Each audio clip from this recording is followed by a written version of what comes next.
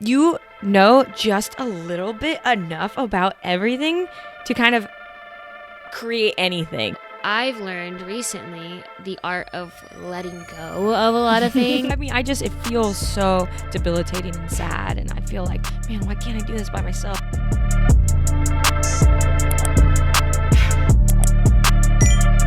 You guys just heard the snippets of today's podcast episode. I hope you are so excited like we are.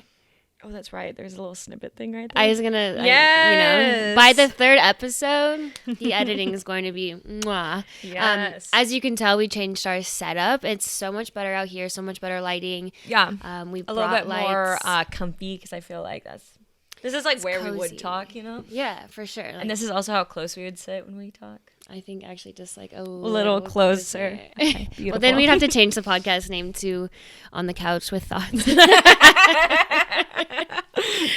Number 2. So me and Jeana did something really fun. Me and Jeana and I. Yeah. We're not grammatically correct. I'm actually the grammatically correct one. It's not true at all. She's not grammatically correct and cannot spell. No. But anyway, that's a different topic. So today, Jeana and I went to a really fun store, and we're not going to be able to explain it. It just takes too long to explain it. But think of like a store where they have excess product they're trying to get rid of and sell for cheap. That's where we went, and they have a lot of clothes. Yeah. So we set a challenge for ourselves. What was the challenge? So the challenge was that we were each going to pick through like these bins of things and try and find an outfit for today's podcast. Mm-hmm. So today, everything in the store was $4. So we challenged ourselves to find a whole new outfit. Yes. Almost whole new outfit. My jacket I already had, but I went kind of comfy cozy. If you guys could feel this, it is like the comfiest thing I've ever worn. Yeah, it's so nice. And we will like insert some. If you guys are not watching us on YouTube, you have to watch us on YouTube because that's how you're going to see our whole fit. That's how you'll see our hair, and you can judge like Jeana's got it like going on in the front, like she looks like she has it together, but in the back, that's where she's really got the never-ending shit show going on. So, but yeah, you can judge our outfits. So Jeana's got these beautiful striped pants that are really just selling it. Yes, thank you. And totally her vibe, by the way. Yeah. And this cropped hoodie, which is, or not even a hoodie, it's like a sweater. It's like a crew neck. Crew It's a neck. crew neck. But so, have you felt the inside of this? No, I haven't. Ooh, oh, yeah, that's nice. I like Yeah. that. And then my outfit, I found this gorgeous, like, I don't even tee. know, but that is nice. It's pretty. It's like a cute little tank top. Yeah.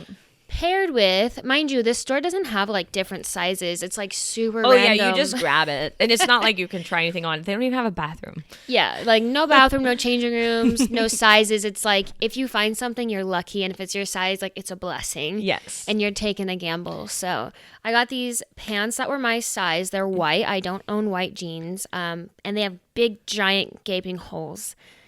Okay, math statistic. Sorry, they're just regular sized holes. I mean, look at that. I That's would like call that. that's pretty gaping. That's from like one side to the other. Again, if you're not on YouTube, this is why YouTube is important. This is why we will provide content on multiple platforms. But yeah, the whole outfit works. They're high waisted. Like my shirt's being tucked in. It's serving. I don't know, like. Definitely fun. We had a good time. I think that it was just like it's something fun that we could do, and it was like it was inexpensive. I don't know. It was just a really good time. We're gonna do like a quick little YouTube video of the fit. Oh, show off that sweater, girl. Ooh, look at those jeans. Ooh. All right, so now that we've talked about one of our many strengths, which is finding outfits on a budget or just like working under pressure. I feel like we had some pressure. Oh, yeah. It was very crowded in there. It is the holidays, so things are a little bit... It's Christmas week. Yes. It's chaotic. Oh, I don't know if this is coming out before Christmas. Oh, okay. Well, for us filming this today, it is the Wednesday before Christmas, and it doesn't even feel like Christmas, but... I mean, look at that tree. Oh, beautiful. Okay, so since we started off talking about our strengths, we wanted to continue this episode. As you can tell from the title again, we will be talking about our strengths and weaknesses. Which I think is like so important as a young entrepreneur, a business owner, or even just like anyone in day to day. It's like if you're not identifying some of your strengths and weaknesses, then I feel like it it makes things a lot difficult to get them done. It's like being aware, like I think being self-aware is so important. Like a lot of people, like, you have problems or things that you want to work on, but if you're not like actively putting that to like the front of your mind and being conscious that you need to work on it or change it, then it never really gets fixed. Totally. And I think that it's really uncomfortable. So I know I've avoided it for a long time, trying to be like, what am I good at? What am I not good at? And I just got to a point where I just stopped doing the things I wasn't good at, or anything that I had like a mild weakness in. I was just like, I don't want to do this because I'm not good at it. And then you have this huge kind of gap of knowledge. So I think that embracing those things really makes a huge difference. Yeah, 100%. I agree. So we're going to jump in. We're going to like alternate talking about our strengths and our weaknesses. And then at the end, we're going to ask each other questions that we have written down that we haven't seen yet. Yeah. And then kind of just like debate or talk about certain discussions. And we understand that not everyone watching this podcast is going to be either like owning their own business, or maybe they don't even want to own their own business. But I really, like, both of us want to offer, like, this conversation isn't just about business owners. It applies to any part of your life, your relationships. So definitely, if you feel like we're getting too specific, try to take what we say and make it more generalized. Totally. I know we get into the groove and we're just like, our mindset is like business and our business. And even I notice, like, sometimes I'll talk way too specifically about like my business, but it could be so different from your business or anyone else's. So yeah. I mean, and I think it's definitely tough for me. My entire life right now is my business. Mm-hmm. So anytime we talk about my life, it's like business, but yeah, exactly. but this actually, talking about our strengths and weaknesses is something I did last night with my partner, like something that we being aware and having those conversations about like what we could do better in our relationship for our relationship. And so that's a hard conversation to have. You have to really like accept the fact that there's things that you're not doing right, or that you're not maybe good at, or you're not aware at. Yeah, aware of, like, yeah. So definitely, this could be for business, this could be for relationships, this could be for your hobbies, whatever it is, just being aware.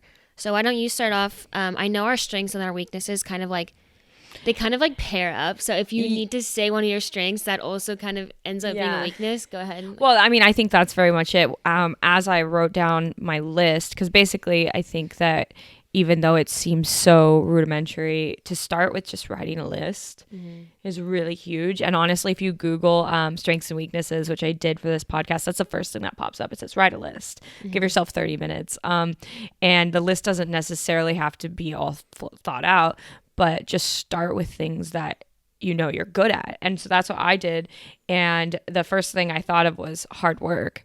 You know, I know that if you need me to move these things to this spot, or like lift or clean or anything physical, like, I know I'm good at that. That's my strength. I know you're good at that. I can put my head down. I love whenever this girl has like an event and she has a truck to load, I'm like, let me load the truck. Oh, and like, don't even get near her. Like, she'll get mad if you try to lift the table. She's like, that was my table to lift. Oh, I know. We had like a group of people like watching me load the truck because they just didn't even know. Yeah, like they just didn't even know where to start, because I'm just like, I'm like sweating. You know, it's not attractive, but it's like I just know I'm good at that. So I fall into this like really physical role, but then, you know, and I always show up like on time. You know, so like just hard work ethic. I always put work first, but just as much as I love that, that gets in the way a lot, because now I'm just using all my physical, like, I know I'm good at this, to avoid doing some of the like thinking and the planning and the organizing, some of the stuff that's like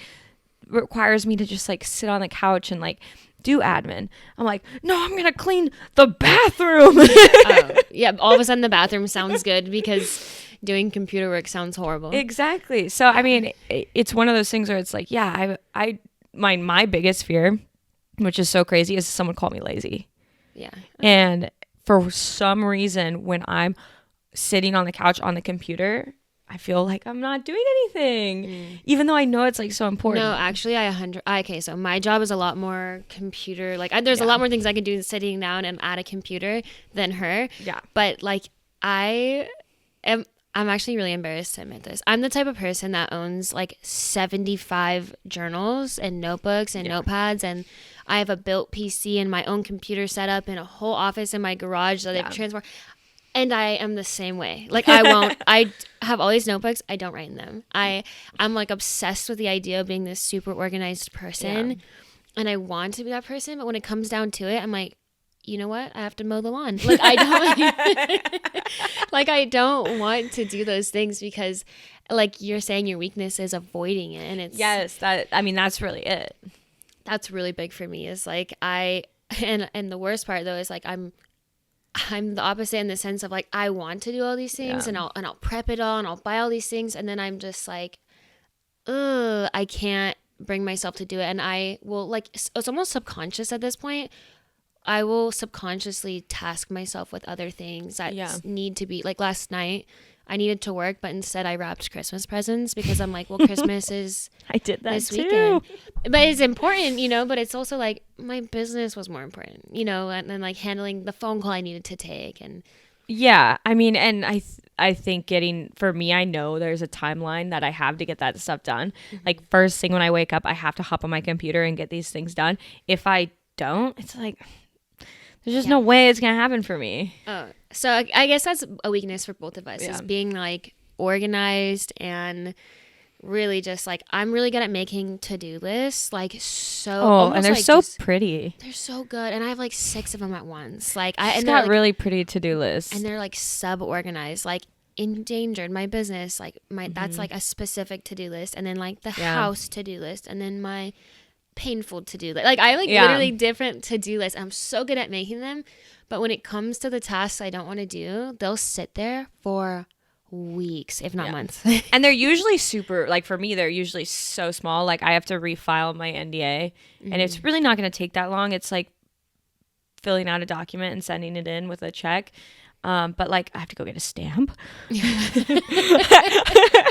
have to go get an envelope. Like to start this process that requires very little energy, like physical energy. I'm just like, like I'd literally rather mow 100 lawns. Yeah. I'll start a lawn mowing business.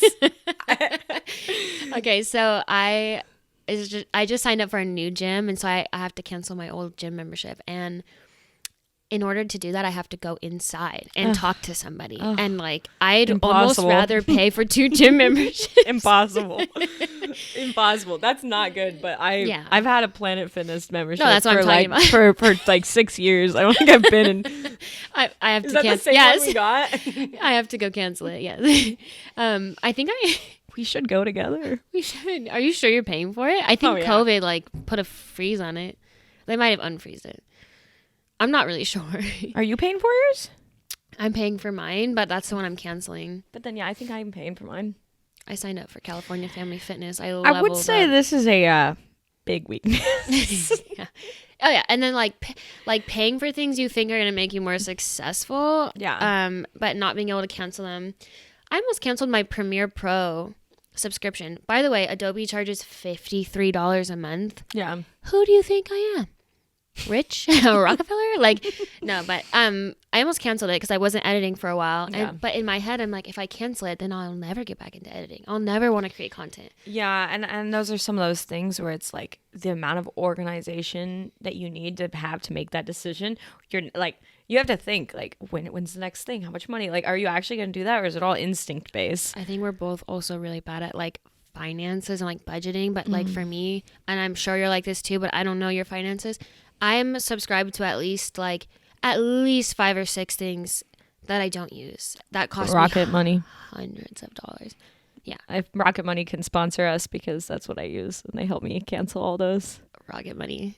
You don't have Rocket Money? Do you have an app? Are you saying Rocket Bunny? Rocket Money. Oh. Do you have an app for your money? No. Girl. I don't even look at my bank account. Girl. Okay. Well, so it started with Mint a long time ago. Mint. Mm-hmm. So Mint, you've never heard of Mint? No. What? I'm going to teach you something? Okay, so listen.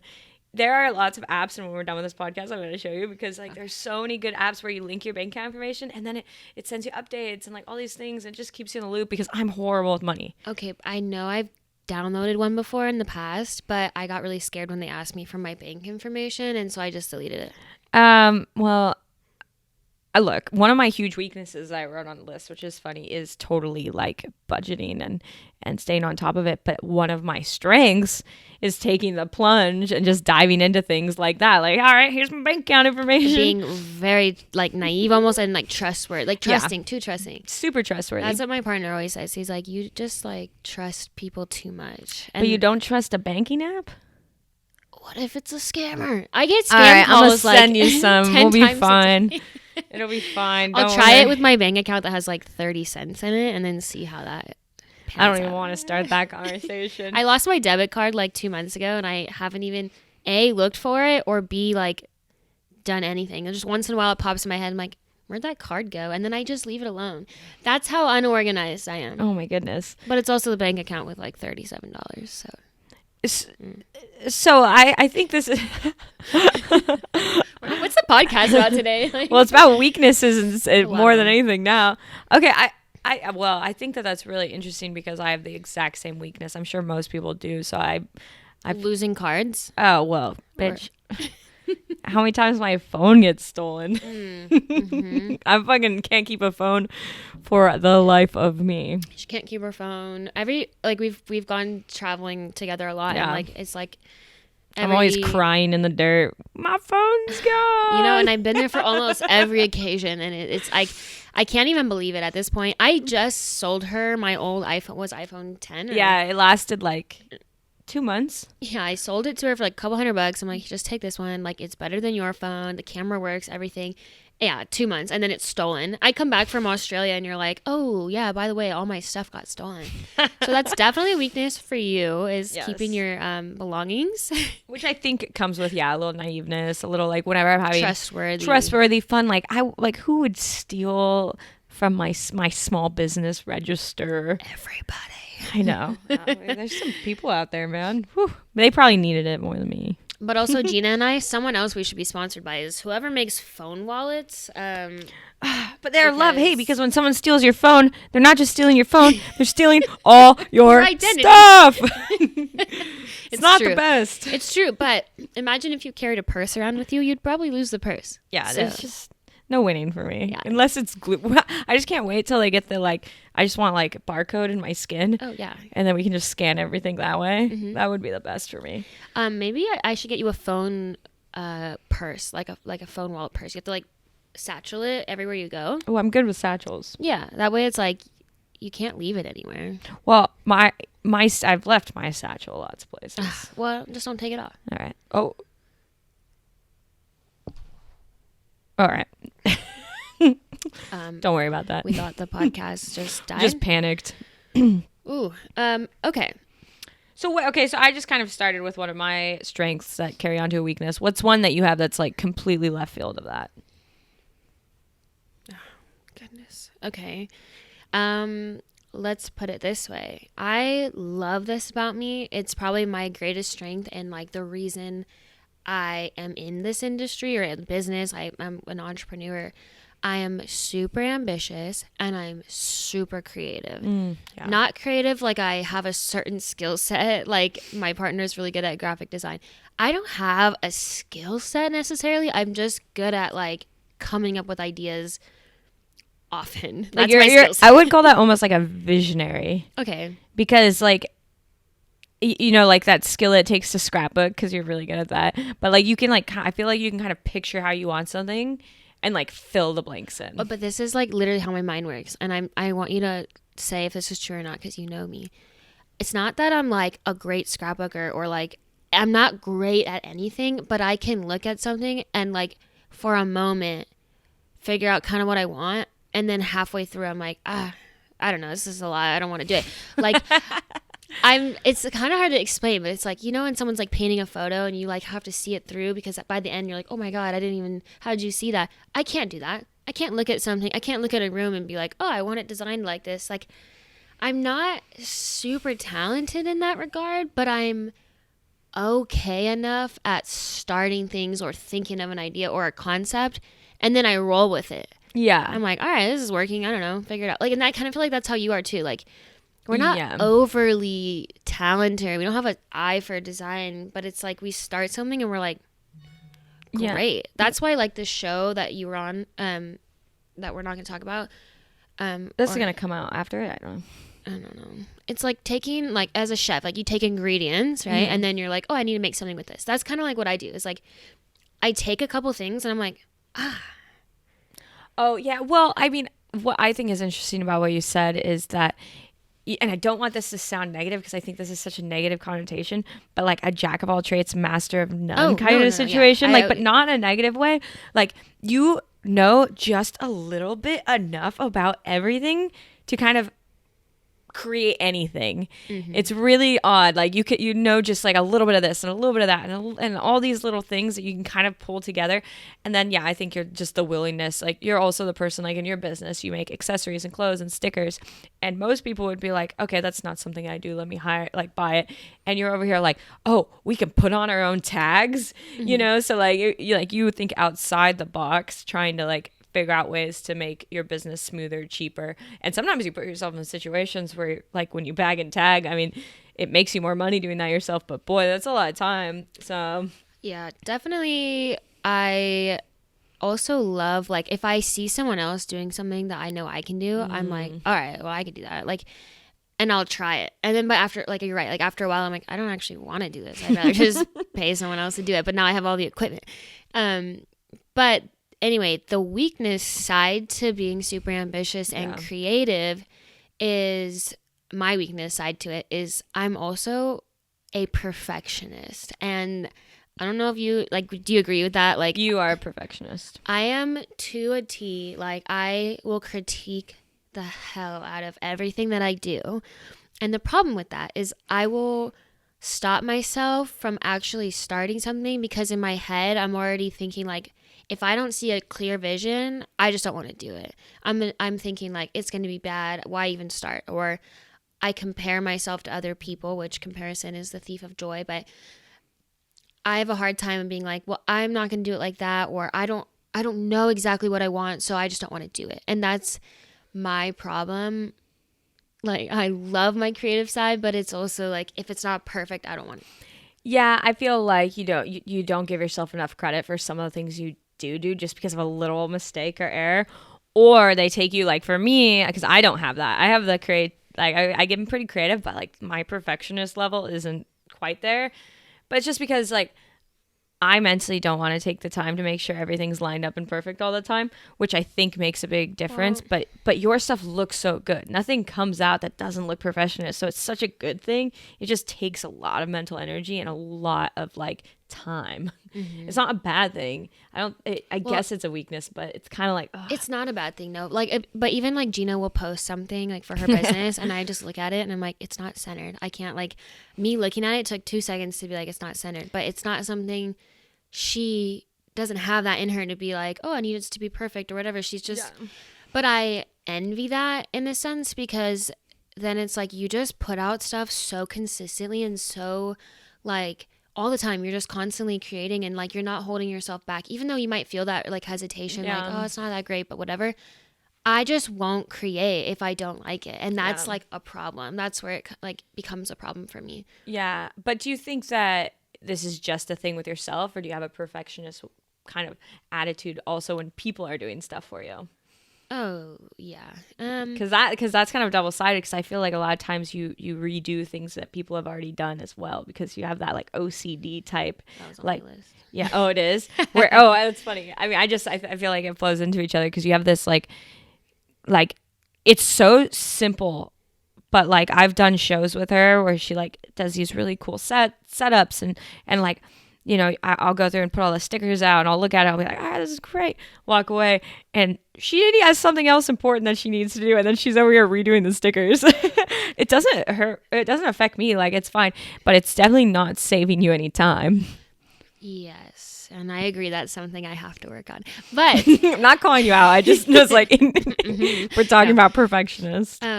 Yeah. So actually, like, so Jake is a perfect example of that. Like, we are a really good team because, sorry, I was, like, so congested. Don't cry. It's okay. I really called her out on something. No, so we're a good team because I am really good at, like we talked about, like conceptualizing and like thinking of a concept, and I'm not a designer. I can put things together, but I'm not a designer. I'm not patient enough to know how to use like Illustrator or Photoshop. I really just like, I use Canva. I'm a Canva queen. I love piecing stuff together. Let's put that on a mug. Canva queen. But then giving him the Canva art and being like, see this, make it a million times better. Yeah. And so like we're a really good team, because a lot of the times he's like, he can't be creative all the time. He's not switched on. So for me to give him a whole concept and already have it like kind of designed allows him to be like, oh, great, I know exactly what you're thinking, the positioning, the words, whatever. Let me do it for you like a professional would. And it's like, bam.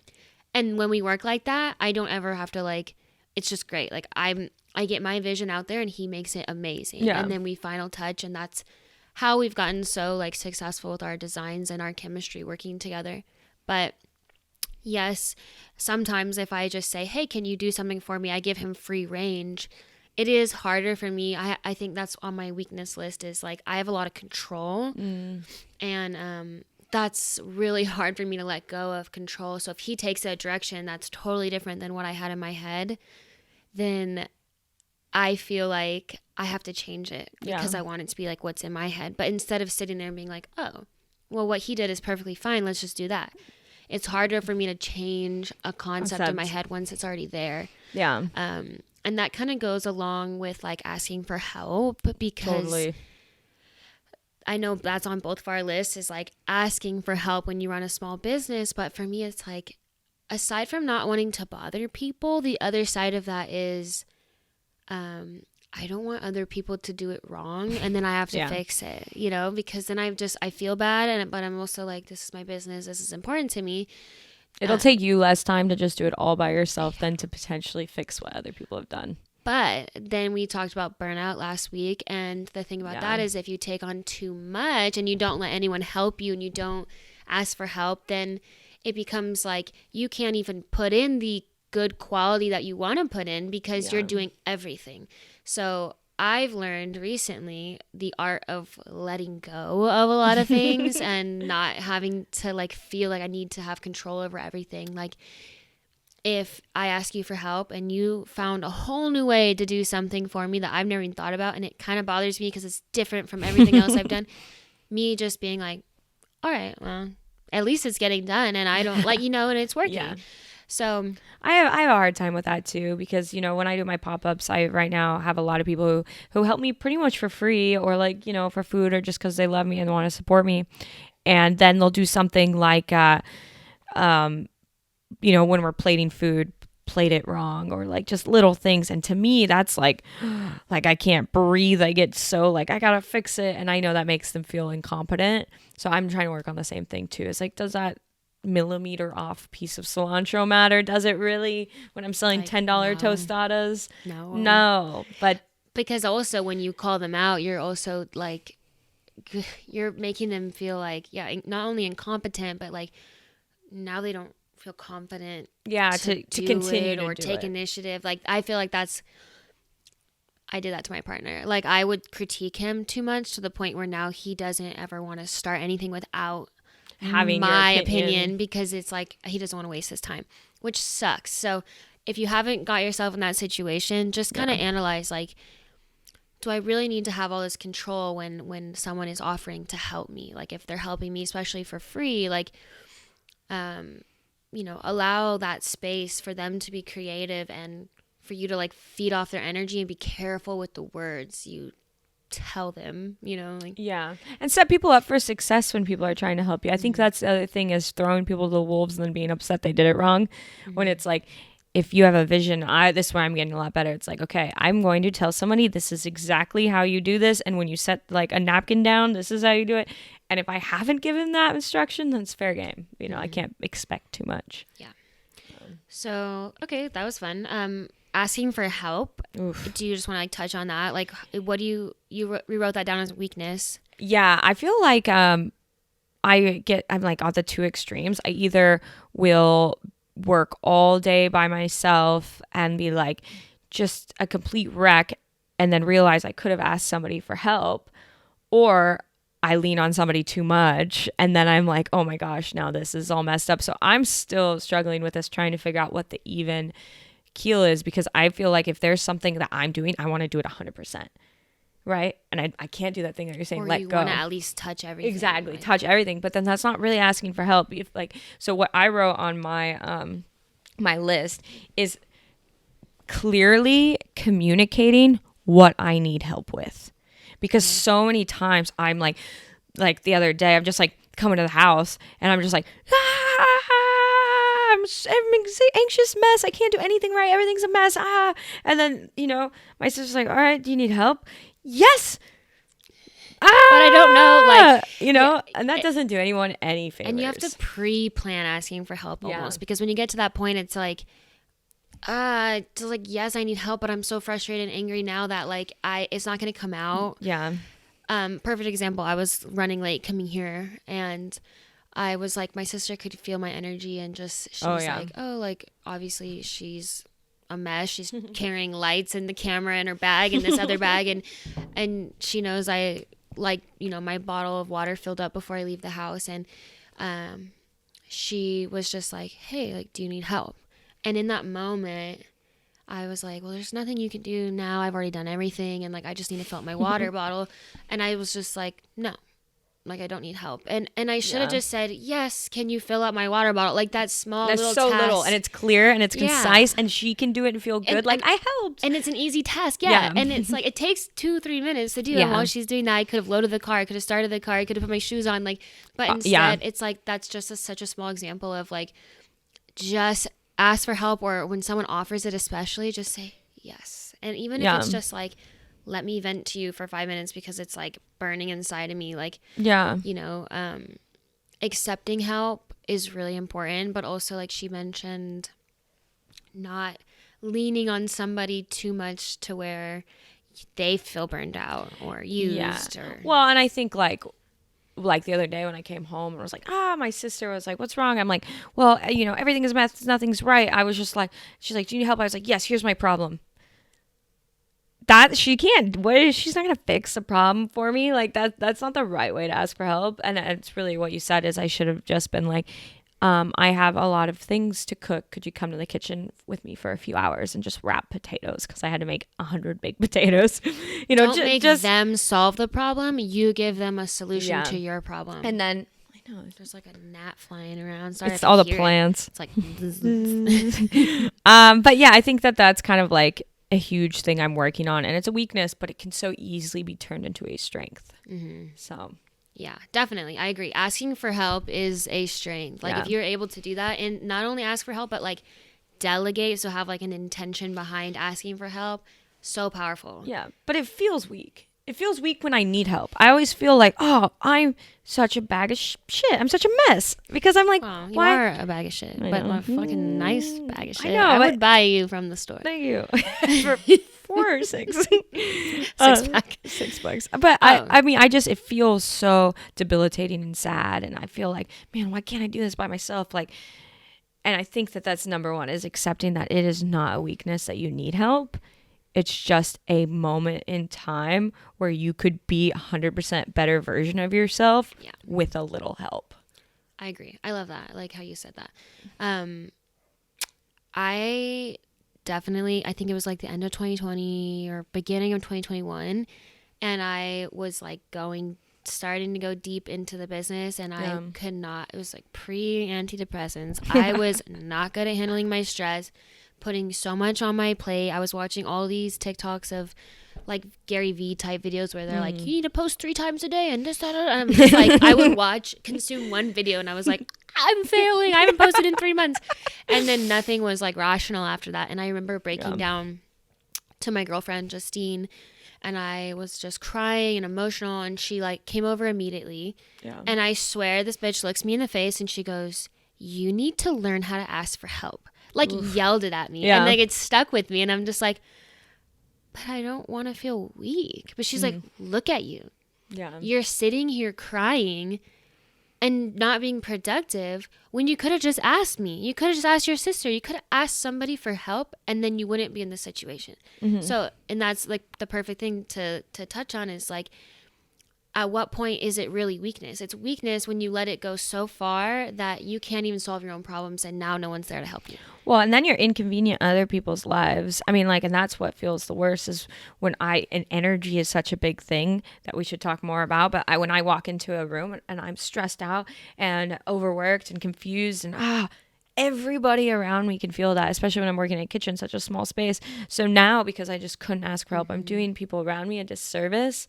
So I agree with you. I think that's when, the weakness really comes out, when you're like almost neglecting the fact that like few things would have just helped you. Yeah. And I think that's a big one. It's not always like, hey, I need somebody to, build the moon for me or do something crazy. It's just like, can you just fill up my water bottle really quick?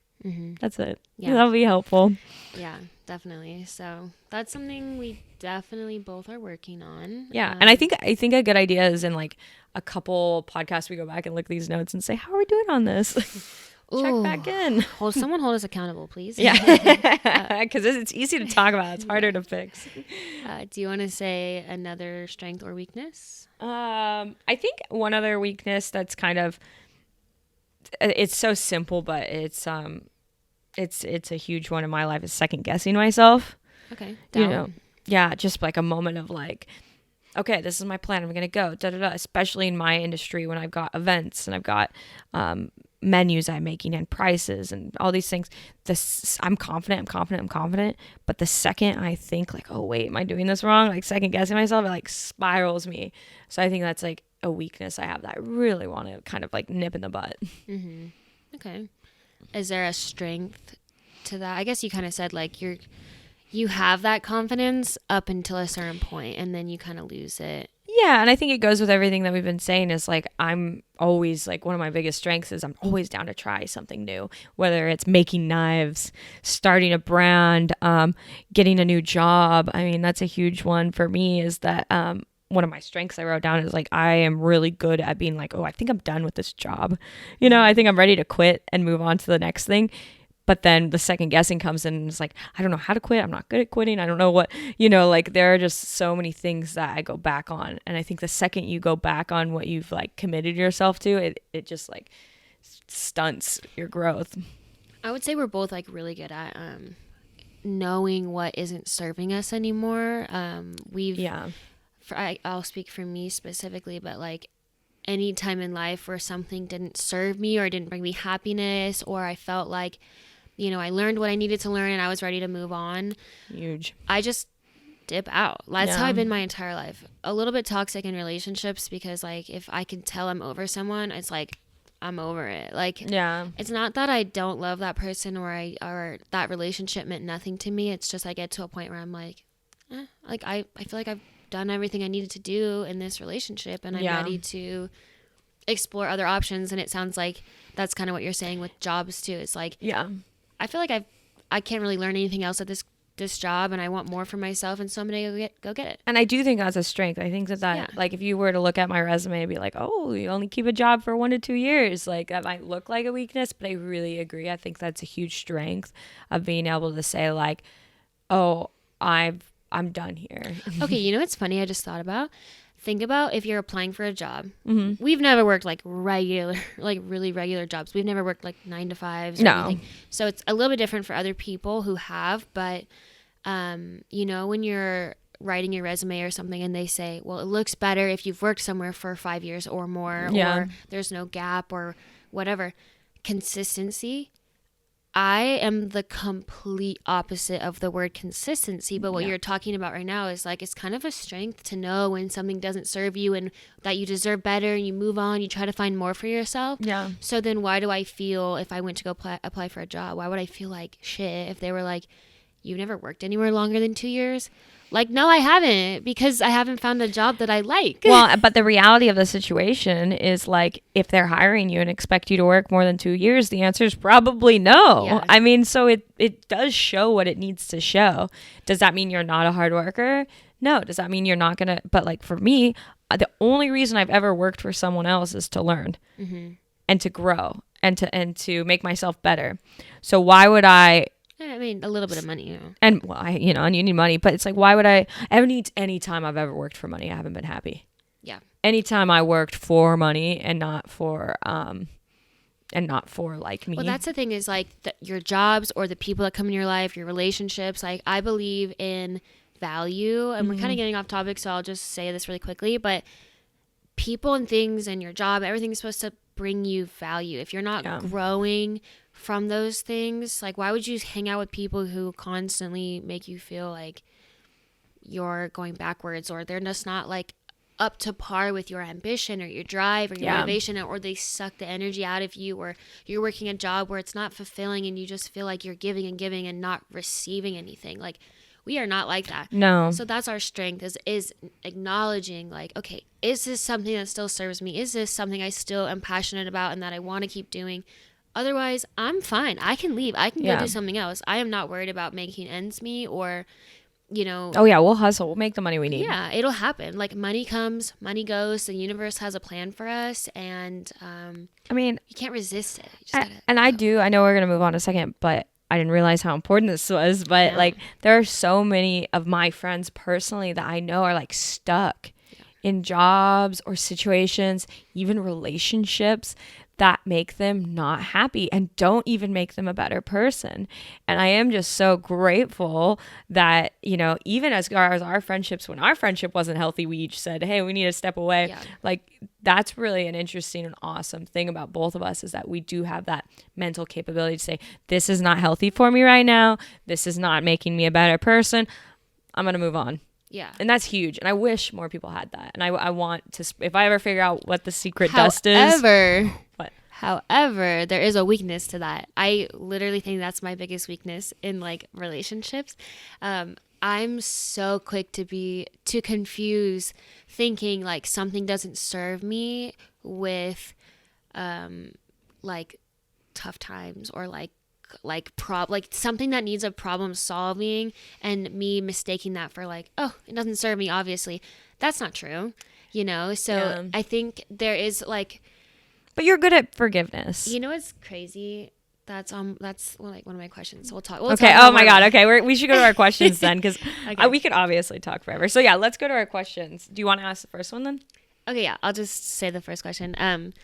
So I feel like what we're talking about also is like we have the capability to be very independent, take care of ourselves. We don't worry too much. Yeah. So the hyper independence part of us, do you think that is a strength or a weakness? This is something I've given a lot of thought to recently. That is a really good question. Hyper independency. Do you see it more as a strength or weakness? I feel like other people, it's going to be like kind of controversial, but I think that's a really great question, and I ultimately think that it's a huge strength in your business and in your life and your career, but I think that it's really isolating. I think that this overlurking feeling of just like, I can do it. And I think feeling isolated and alone is one of the things that caused me the most depression in my life. Like the times where I've felt at my lowest, it was because I was so independent and so on my own track that no one else was like there, because I pushed everyone away, and that's so isolating. And it's not the greatest thing, but my God, look how far I've come. Look how many things I've accomplished. I would have never accomplished all these things if I went to all the parties, if I answered all the phone calls, if I texted everyone back, and if I would have put my social life first, and my, if I would have focused on an ability to connect with people more, I don't think I would be as far in my career. My brain is going like, there's so many things I want to like touch on. Like you say one thing, I'm like, ooh. Okay, so I've just recently, maybe this last year, even like came to like understand like my hyper independence and why I have it. Understanding that hyper independence is a trauma response to something you've gone through in your life, which I can remember a specific time in my life that caused me to be hyper independent and never really look back. So understanding that it's not a great thing all the time, but it's not a bad thing. And so I used to be like, I can take care of myself. Like, heck yeah, like who cares? Like, I don't need you. I don't need other people. And like, that was sort of like my mentality, because I've I've done it for myself. I've made it for myself. I've got this taste of success. No one was there holding my hand. Like, it was me. And I know, and I'm confident that I can do that. Yeah. So yes, that confidence in yourself is so powerful, and learning how to be alone and be okay. Being alone is a superpower if you can like really figure it out. So I love that about me. I would never change it for the world. However, there's definitely something to be said about not being able to accept help and allow people to come in and do things differently or have a different outlook. And it took my relationship for me to realize the negative side to being hyper independent. And so we're both learning so much about each other every time we have like these deep conversations. But this last couple of months has taught me like it definitely could be a weakness. Yeah. Obviously, if it's a trauma response, like you've built this way to protect yourself. And even though that's great and it's worked for you for so long, maybe you'll realize like when you go into your business, it's like, oh my God, I can't be like this. Like I need to ask for help. I need to lean on someone. You know, obviously like a chef has their team. What's the person under the chef? Chef de cuisine? Sous chef? Well, it depends. Whatever. Depends. Are we doing an Escoffier hierarchy or what? Oh my God. Never mind. I'm sorry. Different language? No, it is. It's French. Oh. Anyway, I think that I think that was a really good question. Now I'm like looking at my questions like she's like, damn, I need to go to therapy. I know that one kind of was like, oh, it hurt. Ooh, I got sweaty in my nice new sweater. She's like, don't ask me things like that. I'm not wearing deodorant. Look at you. Ask a question. I'm ready. Okay, so this one we kind of touched on, but do you think having the ability and also just constantly trying things, but not always seeing them through or finishing them, you know, but you've tried them, do you think that's a strength or a weakness? Because sometimes, you know, not finishing them through. Did you ask me that because you know I have like a problem with that? Well, I mean, this is podcast 3. You're doing better. Yeah. No, this is great. This is the most commitment I have given any of my new hobbies. But I mean, starting new things constantly, but just maybe feeling like you wasted money, or like, okay, now all of a sudden I have this stuff I don't need and with a thing I'm never going to do again. I don't know. There's so many ways. I feel like you're calling out my button making machine, and I don't like it. No, I know what you're saying. I totally think that like. I was thinking about the Halloween decorations too. Yeah, but I mean, you really go full-fledged on things. And I do this too, maybe not to your extent, full-fledged on things. And you probably learn a lot and try a lot in the making, but like, is that a weakness because it's distracting to what you're trying to do? Or is it a strength because you're learning new things? I think it's only a weakness if you're using it as a way to avoid your responsibilities. Then I feel like it is like an avoidance issue. You know, some people have like bad habits like drinking or, you know, I don't even know, like whatever else, like just vaping. Like addictions or something. Like is that a habit? Oh, I don't even know what I'm trying to say. But like for me, it's like that's kind of my thing is like I know if I have 50 things to do for my business, all of a sudden buying stuff to flip furniture is like it's my obsession. I'll obsess over it. And it's like it feels healthy to be like, oh, well, I'm going to get my work done, but like I need to do this right now. Like it's also like part of my ADHD. It's not unhealthy, but it's like it becomes a problem when you're avoiding your actual workload. And I do that a lot. So in that sense, it's a total weakness. But in the sense of like being creative and trying new things and seeing what you like. And I'm such a huge advocate for people trying to figure out what they want to do with their life or pick, like how do you know if you would be good or if you would like paragliding? Is that what it's called? Parasailing? There's a bunch. Kite, and they're like basically like people gliding. Okay. Anyway, how do you know if you would be good at that until you tried it, right? No one's just like, you know, it'd be cool, kite people. Like that's not, you have to like. Girl, you wouldn't know. I can't imagine you paragliding. It's not me. Okay, I'm just saying, like, in general, how do you know if you'd be good at something if you never tried it? So, like, I'm a huge advocate for, like, if you want to start a button-making company like me, like I did for a month, it was so fun. I love it. It's amazing. I remember my beer label making company. Beer label. How do you know? That could be the industry for you, you know? But the weakness to it is, like, you're right. We don't finish them. We don't see it through. Like, we're like, oh, this is such a good business idea or a hobby and we invest all this money into it and then we do it for 1 month, 2 months, and then we're like, it was fun. I probably could be successful with it, but now I want to do something else. Yeah. Which is, yes, that's a bad thing because it's a. But also, I think that both of us, we could be successful in anything that we put our mind to. So I think that there is some like, if you want to start a button making business, or if I want to start a beer label making business, which we did both of those things, they're going to be successful. Take the lemonade stand. Okay, hold on. We got to come full circle right now. What was the thing you said earlier? I'm a jack of all trades. A jack of all trades, master of none. Isn't that like literally, I like will dip my toes in the water of everything, but I don't get all the way in the water. Like I just sit there and I'm like, great. Now I have a button making machine. She can make me beer labels and like, so we're so many things. Like it makes us relatable in conversation. It's fun. I love that about us. There is no conversation we can't relate to especially if we're together, because if there's something that I don't know anything about, she knows a little bit about. Like it's really interesting. Do you ever like meet someone? I'm sure you do, but I get this a lot. Like I'll talk to somebody and I'll open my mouth and I say things and they're like, wow, you are really interesting. Yeah. Like, and it's almost like condescending, but they're just like, no. I've never met anyone who said so many different things in one sitting. So I get this all the time where I'm like giving like a brief like rundown of my story and things that I've done, and we had a conversation, and then they look at me and go, how old are you? Like, how old are you? 7? Yeah, they're like, what the hell?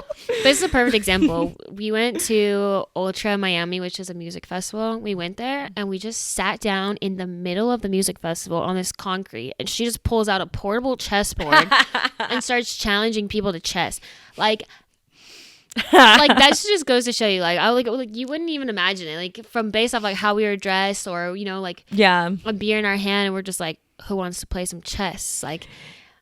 But you're right. I do love that about myself. There's like, it creates like a conversational and almost like a fun dexterity, because we know we're very, there's a lot, what's the word? There's a lot to know about us. We're not like, we're an onion. Okay. That makes sense. A lot of layers. What color onion would you be? That's my next question. If you are an onion, what color? Yellow.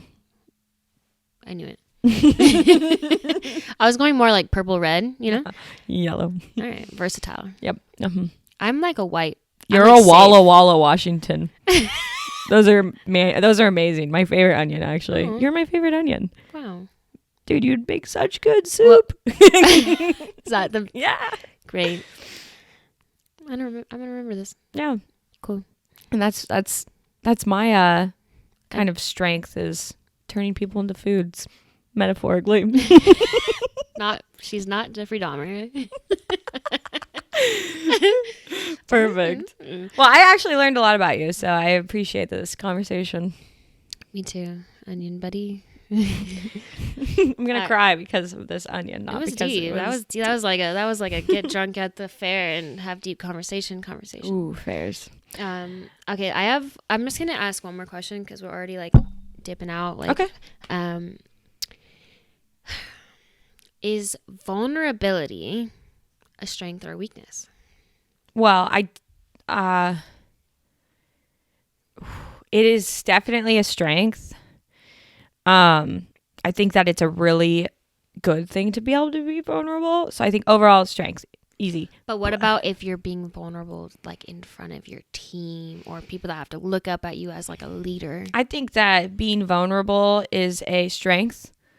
But if you can really read a situation and understand time, place, dynamics, and like be very limited with being like this is a tough one because in my opinion, yes, you need to keep a straight face. You need to be tough a lot of the times, but knowing when and to be vulnerable. And I also think being vulnerable is more powerful when you do it less. Like if I am strong and tough all the time, people take it really seriously when I break down. Like we were talking, like if I ever call out of work, like it's because I'm dying, I'm not well. So I think it's the same thing with being vulnerable. If you do it when it's important and it matters, I think it holds a lot more weight. Mm-hmm. Yeah. I think a lot of people struggle with being like really vulnerable, not only like with other people, but just themselves. Like that feeling of being like, oh no, like they can mistake it for weakness, so they'll just shut it out. But in reality, for me, I've felt the most personal growth from being vulnerable and able to like address my issues. And yeah, I mean, and in the kitchen, I think that most of the kitchen workers, and if you've ever worked in a kitchen, you'd understand this, we're all super vulnerable with each other, but it's funny. No, I was gonna say, but it comes with this like, it's a satire, up, but like, it's real. Yeah, you know, like we'll come into the kitchen and be like, oh yeah. I also feel like that's like such our personalities too. Is like I'll meet somebody and I will be kind of mean and like offensive like right off the bat, and then I have to check myself and be like, oh my god, like they might not think that's funny, but for me, I'm like, my ability to be so open with my issues and my insecurities or whatever, that's like powerful to me. I'm like, if you can make those jokes. Oh yeah, I've gone into the kitchen before and someone been like, hey chef, how you feeling? And I'm like, oh, I haven't eaten in 2 days, I didn't sleep last night, I just got done crying in the shower, how are you? Yeah, it's like, oh. It definitely happened. That was real. Yeah. It wasn't a joke. It was not a joke, but like, here we go on to the day, you know, like, so that's, we're just gonna ignore it, like, you know. But I say talk about your problems. I didn't say how deep you need to talk about them. You just say them. That was actually very appropriate. Yeah. Compared to what I do say at work. Anyway, so I feel like that is probably a good place to end today's podcast. Yeah, it was super fun, and I'm excited to see what we talk about next week. Yeah, we got to figure that out. But I think the best way to figure out topics in the future is going to be asking our audience what you guys would like us to talk about. If you have any questions or anything that you kind of want our opinion on, or maybe stories we could tell each other. Yeah. But we aren't going to start a new Instagram yet because like we have way too many Instagram accounts for our businesses. So I think the best thing for us is just if you guys want to follow us on our personal Instagrams and then ask us questions or follow along for when we post about it. And then that works. You can always email us and leave a comment on the YouTube video. If you guys are watching us on YouTube, we'll check all of the comments on there as well. So we'd love to hear from you guys. And I don't know who's listening, but I love you. Oh, that's sweet. Mm-hmm. You're an onion too. I think. Unless you're a radish, then. All right, with that. Bye, guys. Bye.